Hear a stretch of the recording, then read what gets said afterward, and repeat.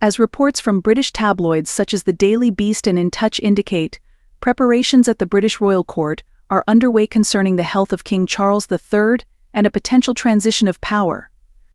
According to sources close to Buckingham Palace, the king reportedly announced earlier in February that he had been diagnosed with cancer. While initial treatments appeared to be effective and Charles responded well, the king's decision to share his diagnosis had a widespread impact. His openness in facing a serious health challenge publicly inspired hope and strength in many others facing similar battles. The king's approach has been described as inspiring, both because of his unique position as a monarch and his candidness as an individual. His willingness to share his health journey, many note, sparked increased public interest in support, treatment, and cancer diagnosis, highlighting that one can live fully even when faced with severe illness. These actions by the king showcased how treatments can lead to significant recovery and demonstrated resilience to people across the UK. In October, however, tabloids reported that King Charles had chosen to pause his treatment. This decision surprised many who had anticipated that Charles, like his parents Prince Philip, who lived to 99, and Queen Elizabeth II, who passed at 96, would have a long life. Yet, with his recent diagnosis, perceptions have shifted. As Charles ascended the throne in his 70s, he seems to be reflecting on his legacy and the limited time he may have left. This diagnosis, many speculate, has made him more aware of his responsibilities and legacy, which he is now focused on leaving in place. In light of the king's health concerns, the royal court has reportedly been preparing for the eventual ascension of Charles's eldest son, Prince William, the Prince of Wales. This would mark the beginning of King William V's reign.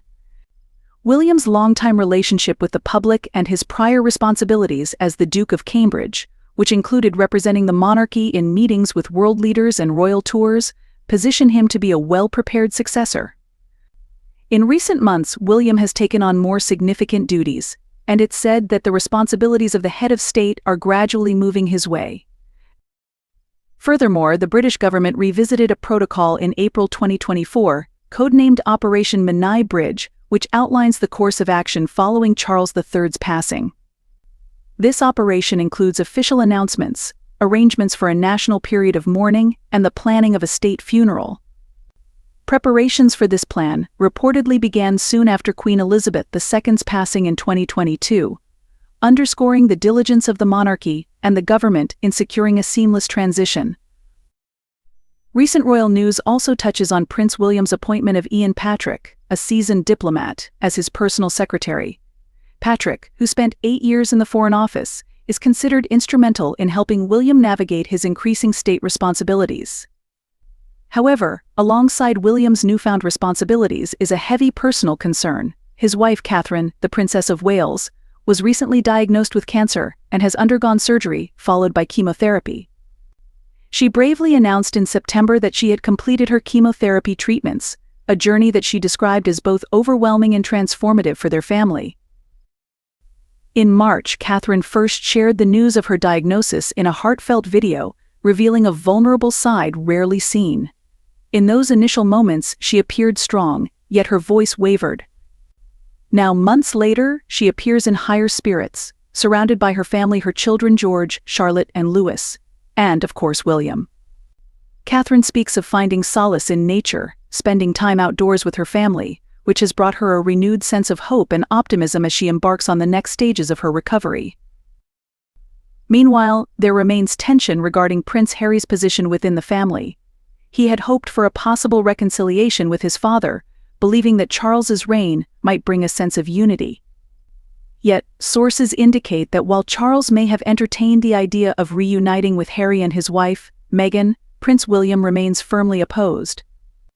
It is believed that William sees Harry's recent actions, public statements, interviews, and his memoir as breaches of trust that make reconciliation difficult.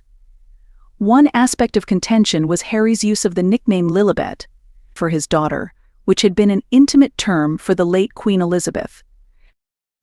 While Harry has made several overtures to mend ties, his relationship with his brother seems strained, with William reportedly feeling betrayed by Harry's departure from royal duties and his subsequent public remarks. Sources close to the palace suggest that William might feel the weight of Harry's absence more acutely now, as it leaves him solely responsible for many royal duties. In late September, Prince Harry did manage a private meeting with his father in New York, as noted by royal correspondent Harold Gran.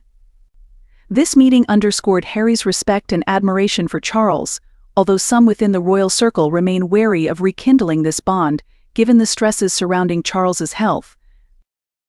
Those closest to the king describe him as a loving father and grandfather, someone who genuinely cherishes his family. King Charles has often been seen interacting with his grandchildren with warmth and humor, notably sharing light-hearted moments with Prince Louis during recent royal events. This affectionate nature makes it all the more poignant, as some insiders believe Charles finds it challenging to face estrangement within his family, especially as he reflects on the legacy he wants to leave behind. This deeply personal chapter in the royal family's life brings with it a rare glimpse into the personal struggles behind the grandeur of monarchy. King Charles's health challenges, Catherine's recovery, and the unresolved tensions with Harry mark a complex period for the family, revealing the very human realities they face despite their royal status. Amidst these transitions, the royal court continues to prepare for a future that balances tradition with change, offering both stability and adaptation as Britain watches its monarchy evolve.